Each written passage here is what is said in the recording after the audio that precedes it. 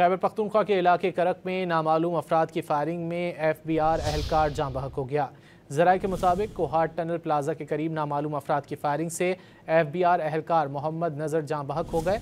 लाश को अस्पताल मुंतकिल किया गया। पुलिस की जानिब से वाक़े की तहकीकात जारी हैं।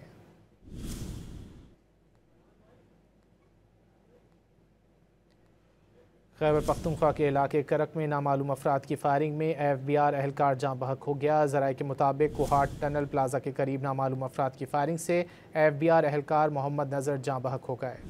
खैबर पख्तूनख्वा के इलाके करक में नामालूम अफराद की फायरिंग में FBI एहलकार जाँ बहक हो गया।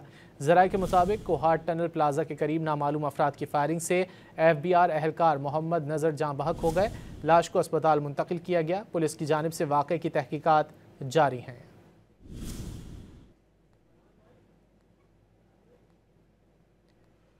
खैबर पख्तूनख्वा के इलाके करक में नामालूम अफराद की फायरिंग में FBI एहलकार जाँ बहक हो गया। ज़राए के मुताबिक कोहाट टनल प्लाजा के करीब नामालूम अफराद की फायरिंग से FBI एहलकार मोहम्मद नज़र जाँ बहक हो गए।